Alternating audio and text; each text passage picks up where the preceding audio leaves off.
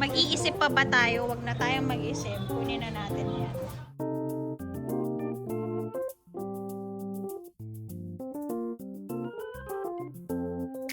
Parang may beautification na siya. I love it. Hey guys! So for today, Joyce Sabot Bartolome here. Nandito kami sa SM Aura to do some errands. But guys, nandito tayo ngayon sa DJI and SM Aura dahil hindi dapat ako mag-vlog ngayon pero may stock sila ng Pocket 4. Guys, ayan siya. Standard combo is 27,990 while ang ating creator combo is 34,990. Guys, is this a sign? May stocks today, kararating lang. Malayo nga, no? Malayo dito. Guys! So, ano na, hindi na tayo para magpatumpik-tumpik pa kasi yung upgrade ng ating DJI tsaka meant to be eh. Ewan ko kung ba't ba ako sinama nito dito dahil ba bibili tayo. Di ba sabi mo pag nabenta ko yung ano? Hindi mo mabibenta pag hindi ka bumili ng bago. Bili ka mo ng bago, tsaka mo bibenta. Hindi, yung desktop. Oh, yung desktop. Tapos bibigyan na tayo. Oh, hindi lahat. Kalahati. Kalahati na. Kunin na natin. Tingnan nyo guys, so. Guys, it's time. Paakit na tayo. Ang gawin natin ngayon ay kunin na yung DJI na yan. Pikit mata. So please, subscribe. Gagawa tayo ng review. I-haul natin yan pag-uwi natin. Let's go! Kunin na natin. This is it. Pansit. Gusto ko talagang bilhin ay ito. Itong DJI Lito na to. Kasi nga, yung Kazakhstan ang naging inspiration natin. Kung gusto nyo, ayan. Dito tayo sa SM Aura branch. Sana next time, makakuha na rin tayo nito. Kunin na natin, DJI Osmo Pocket 4. Creator combo yung bundle na nakuha natin. Sir, ano nga palang laman ng Creator? Yan pala. Guys, ito yung difference. Yung Pocket 4 standard combo, ito lang siya. Ay, iniisip ko kasi, compatible yung mga 3 to dito. Pero yun nga, kung ibibenta natin, bilhin nyo na. Bilhin na nila. Ayun, kompleto nyo pa rin makakuha. Tapos, kunin na natin to. So, okay, let's do this! Guys, nakuha na ang stock natin ng DJI Osmo Pocket 4. Salamat! Thank you guys! Yan! Bye!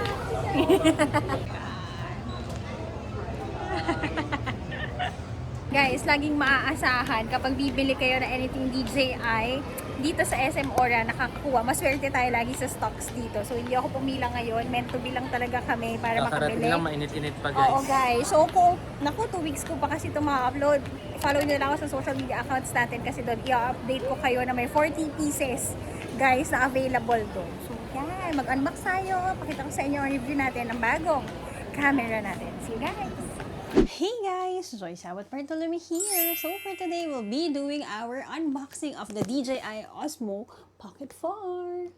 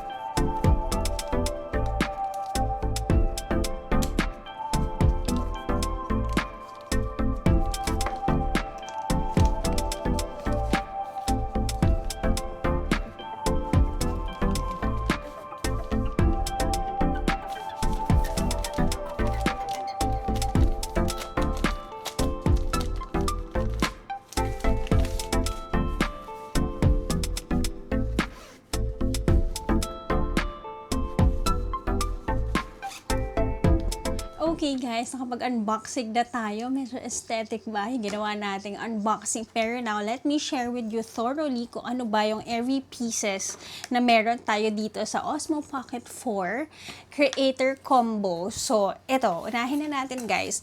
Aside sa kanilang pinaka-pouch before, dati ganitong pouch lang ang meron. Ngayon, meron siyang mas handy na pouch, hindi kasing bulky than before. So, ito yung additional na wala at in-upgrade from the last time. And then, here are the other things. So, simulan na natin sa kanilang pinaka-unit. This is our Osmo Pocket 4, guys. So, tanggalin na natin ang mga cover. There you go. So, technically, ang itsura niya, guys, is halos pareho lang. Pero, ito parang naiba ng konti siguro para may differentiation kung anong itsura ng dati than before. Hindi ko lang maipakita ngayon, guys, dahil I'm still using the Osmo Pocket 3 to film this video. So, before guys, may pinaka-case ang ating Osmo Pocket 3 pero ngayon guys, wala na. Dahil nga yung gimbal ang pinaka-sensitive area dito guys, ito na yung pinaka-cover niya ngayon. So, paano ba ito gamitin? Shocks, baka masira pa natin siya. So, there, isa-slide mo lang siya. Isa-slide mo lang pa ganon and then, tanggalin daw natin itong mga cover dyan. Ayan, para makamove na ang ating gimbal. And then, ang pinaka-screen. So, try nating buksan. There you go. So, nag-open na ang screen natin. So, tanggalin na lang natin ito. So, yan. Sabay-sabay nating bagong binuksan. So, meron pa siya ngayon na kung English pa. Yes, English. Swipe down natin to skip.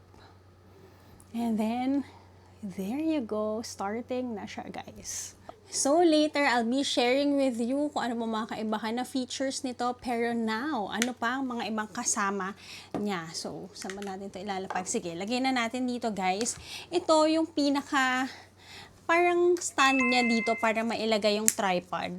Which I think sana wala nang ganito. Kasi lalo lang siyang mas humahaba. Di ko alam kung anong use niya. Sana dito pa lang sa ilalim. Pwede na. Pero kasi maybe nandito yung charger. Hindi nila mailagay somewhere here. So, ayan guys. Ito yung magdudugtong ng inyong tripod. So, same pa din. Similar tripod pa rin. So, I think if you're getting yung unit lang, ang meron lang kayo is ito hanggang dito. I'm not sure. Pero yan, kung kukunin nyo, ang difference ng price nila is at 7,000. I got the Creator Combo sa DJI mismo sa SM Aura at 34,990. So, aside sa pinaka-unit natin, may kasama din siya na 0.75 by 15 mm na lens para mas wide ang angles natin. And then, here yung cover. May kasama na rin siyang mic, guys. So, ang mic na meron tayo ngayon is the DJI mic. Mic 3 na ba to? Hindi nakalagay dito. Wala, hindi nakalagay. Pero I think this is the mic 3. Ang kaibahan niya than before, dati may clip na dito. Nakadikit na yung dating clip. Meron ako nung yung malaking mic ko na naiwan natin sa Sapporo. Tapos yung ating mic naman, na mic 2, na regalo ni Jello, itong ginagamit nating isa. May clip na siya mismo, naka-install na yung clip doon, tsaka may magnet. Pero ito guys, tatlo pa siyang iba-iba. So ito yung pinaka-mic natin, ito yung pinaka-may pang-sabitan, pang-clip. At nandito yung magnet. So, either pwede mo nang i-magnet dito, pero kung gusto mong i-clip, yan. Pwedeng clip, or ganyan, magnet. Magkaiba. Ewan ko, ba't nila pinaghiwa-hiwalay pa yon, pero ganun ang itsura niya. And then, lastly, ang wala, at in-improve nila sa DJI Pocket 3 to 4 ang kanilang fill light. So, dahil nga siguro wala na tayong cover ngayon para mas madaling malagay ang kanyang fill light. So, later, lalabas tayo para maipakita ko sa inyo ang difference ng shots ng Osmo Pocket 3 at Osmo Pocket 4. Punta tayo sa garden. So, basically, yon ang laman. I think yung mga cable wires, hindi ko na ilabas. Ito pa, meron pa pala dito. Meron tayo ng strap at yung mga cable wires nila na times 5 na ba or times 10 na ang bilis ng paglipat ng files than before. So, technically, itong mga to dati hindi ko siya nagagamit. Ngayon, baka magamit na natin siya.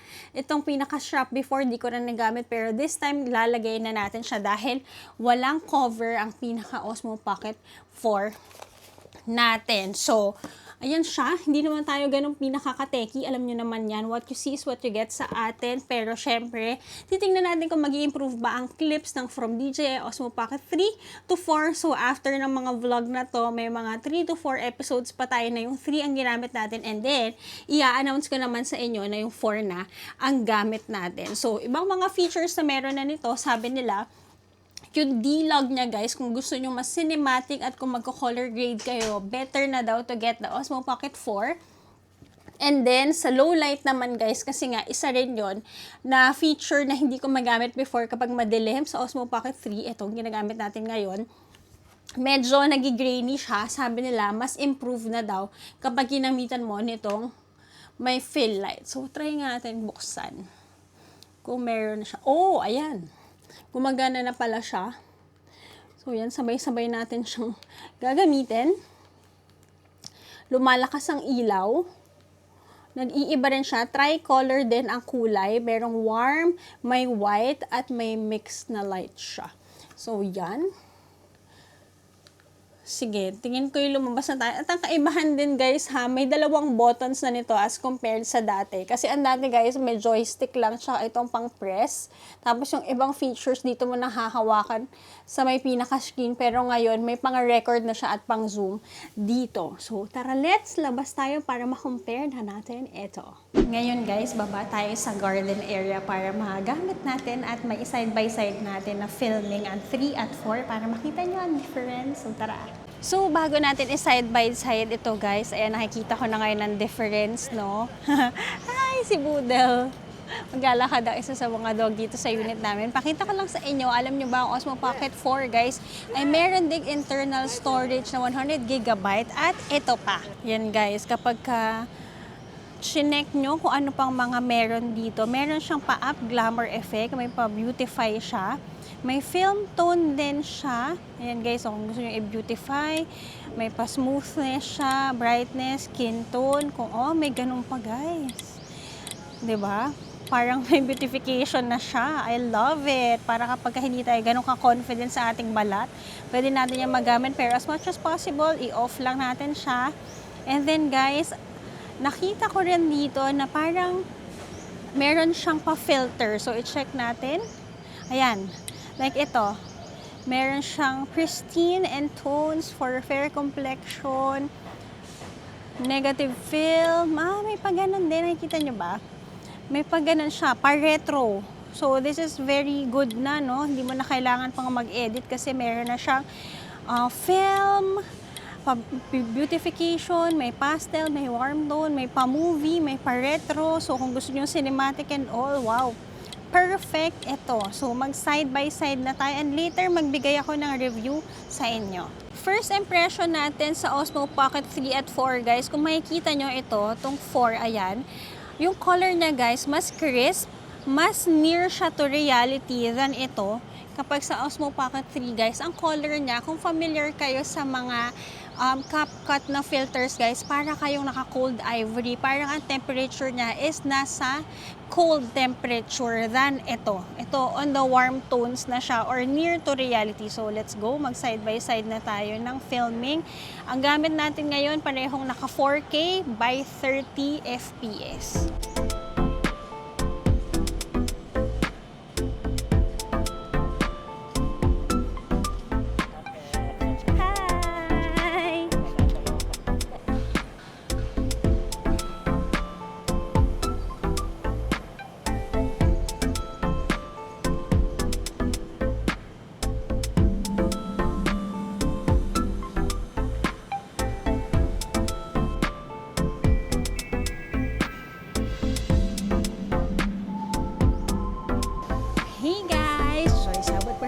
Here. Tapos guys, ayan yung tracking also. May active tracking din siya. Mabilis. Ayan guys. Maglakad lang. Malayo. Mabilis guys ang pag-track niya sa tao. So, kailangan nyo lang ng mga hand gestures guys. Yan, nawala na. Tingnan nyo. Tapos ngayon, kamay ko lang. Mag-hand gesture ako. So, perfect yan kung mag-isa ka lang. Kung gusto mo mag-vlog, magsimula. So yan. Ang hindi lang natin matry ngayon dahil nga maaga pa isang paggamit ng fill light. Pero I'll be using this. May trip tayo soon guys. So sa mga low light at sa gabi, magagamit na natin ito. So yan lang naman. So gagamitin ko ang ating Osmo Pocket 4 sa mga susunod nating vlog. At ang ating Osmo Pocket 3 ay kailangan na nating magpaalam at ibebenta na natin siya. So sana'y makapunta ka sa isang makakagamit at makaka-ROI sa'yo. I got my Osmo Pocket 3 in May 2024. 2 years na natin siya nagamit and guys, ang dami nang napuntahan na bansa na to. Gamit na gamit siya pero up until now, kung wala naman ako Osmo Pocket 4 ay patuloy ko pa rin siyang gagamitin. So yun lang. Sana na-enjoy nyo ang ating fast review for today. Don't forget to like, share, and subscribe to my channel and follow all my social media accounts at Yabut Joy San on Instagram and JY on TikTok. So yun lang. I'll see you on the next one. Bye!